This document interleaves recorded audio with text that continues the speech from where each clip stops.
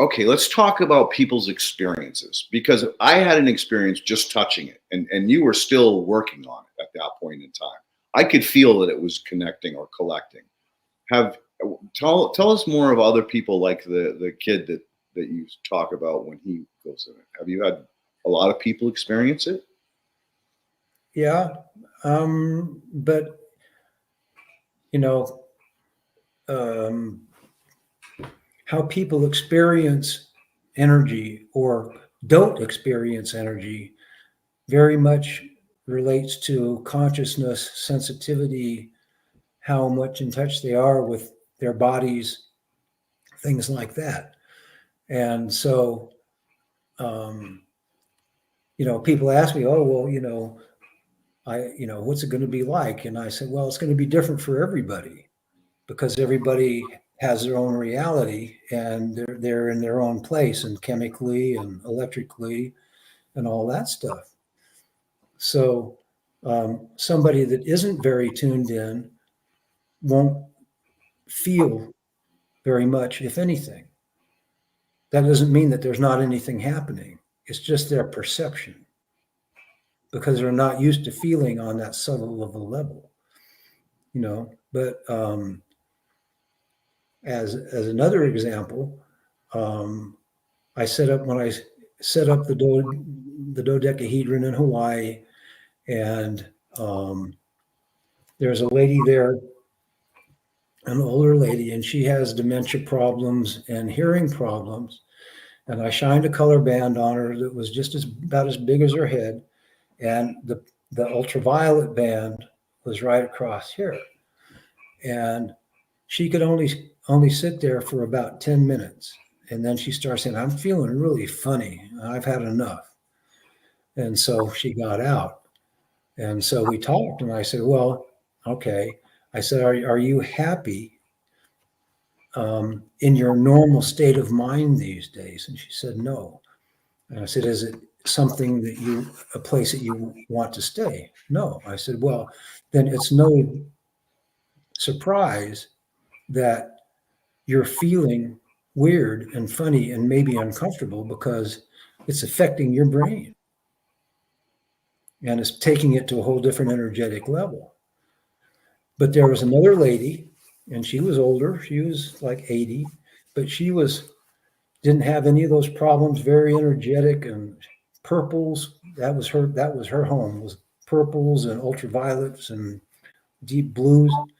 And she got in the color band, and that same thing, the color band, the ultraviolet and the blue and purple were all right in here. She hung out there for half an hour. She wanted more, as much as she could get. But in those ranges, though, the frequency is so high, you have to be careful because you can burn your retina. Interesting. I did not know that. Yeah. And then you probably wouldn't want to put on sunglasses because you'd dull the effect of it.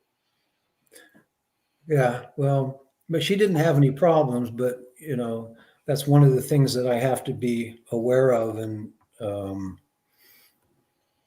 factor in. Yeah. See. So the reds, as far as frequency, reds are the lowest wave. They're the longest wave, the quote slowest wave. And then as you move up the color band and the spectrum, and you get up into the purples and the ultraviolets, those are the fastest. And so a red is long and rolling like this, and the ultraviolets are like that. So there's so much more energy in there. That's like when you're scuba diving. After the first 10 feet, you lose reds, and right down the whole spectrum until you get down to, I think it's 40 feet maybe that the blues penetrate.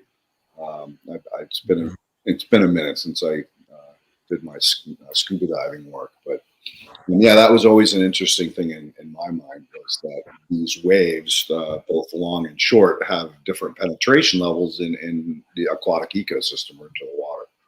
So yeah, and so backing it up to people's experiences, and I think that that's really important to understand is that, yeah, there's a lot of people have a very low vibration, whether they've been programmed, deprogrammed, burned out by society, just generally negative people, are not going to have that any kind of real experience because they're not ascended into a higher realm of consciousness.